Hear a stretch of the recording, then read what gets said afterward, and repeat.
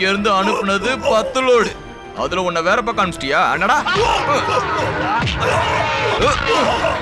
என் கூட சண்டை போட்டு ஜெயிச்சலாம் நினைச்சியா கோபாலா நீ?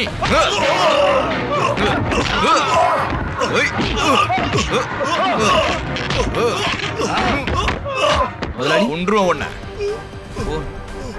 என்ன விஷயம்? நான் உன்னை விட மோசமானவன். சொல்லு, நான் உடனே வரேன். கொன்றுவேன் உன்னை.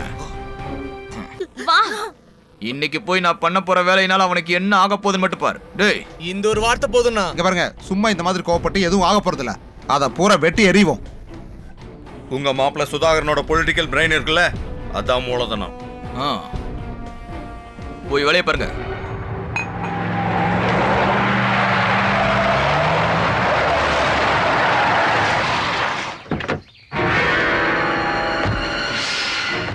என்னப்பா தள்ளி நில்லுடா.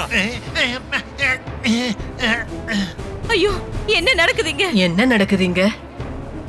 வினு, என்னப்பா நீ இப்படி செய்யற? பாருங்க, இந்த தோப்புல ஒரு செடி ஒரு மரம் கூட இருக்க கூடாது பாத்துங்க. எல்லாத்தையும் வெட்டி கீழே சாய்ங்க.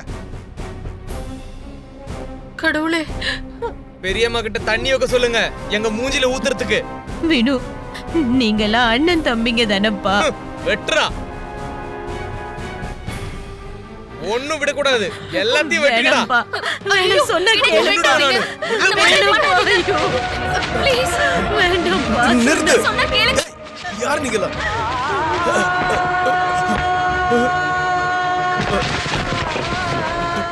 யாரா நீங்களா? ஏன் நேரத்துல வந்து தேவையில்லாத பண்ணிட்டு இருக்கீங்க? டேய், நிறுத்துடா, போடா. என் மரத்திலேயே கையை வைக்கிறேன்.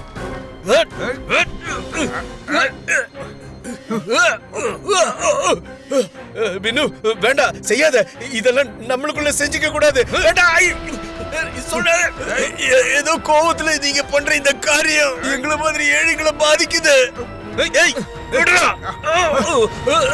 ஏழை பணக்காரன்னு காட்ட வரல நானு. எங்க அப்பாவோட சொத்து நாங்க அனுபவிக்கணும். இவ்வளவு நாள் ஓசியில அனுபவிச்சீங்கல்ல, இனிமே நாங்க அனுபவிச்சுக்கோண்டா.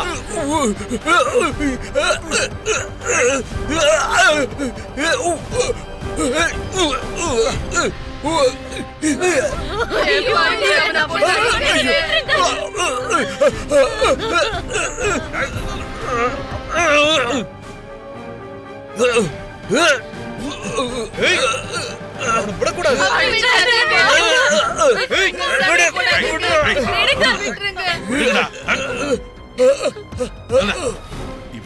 இப்படி செய்யற அக்கிரமம் சார், இதெல்லாம் ஒரு நியாயம் இல்லாத அக்கிரமம். நான் பிறந்து வளர்ந்த வீடு இது. நான் கஷ்டப்பட்டு உண்டாக்குனதுதான் இவனுக்கெல்லாம் சேர்ந்து வெட்டினது. சின்ன விஷயத்துக்கு நீ பெருசா சண்டை போட்டுக்கிட்டு இருக்க. வெட்டுறது குத்துறதெல்லாம் அப்புறம் பாத்துக்கலாம். இப்ப நான் சொல்றது கேளு, நீ முதல்ல வண்டியில சார். சொல்றது கேளுங்க சார், நான் ஒண்ணும் பண்ணல சார்.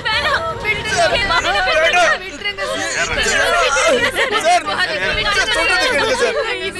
நான் ஒண்ணும் பண்ணல சார். சார், அவங்க தான் சார் வந்தாங்க சார். சொல்றது கேளுங்க சார்.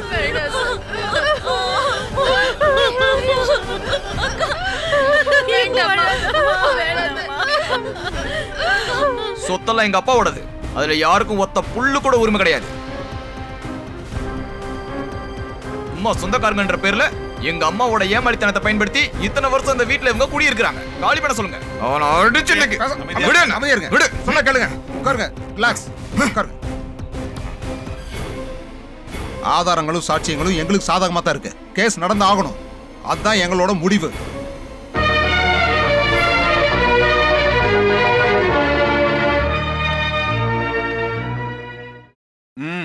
என்ன சுசீந்திரனை ஜாமீன்ல எடுக்க நாங்க வந்திருக்கோம்.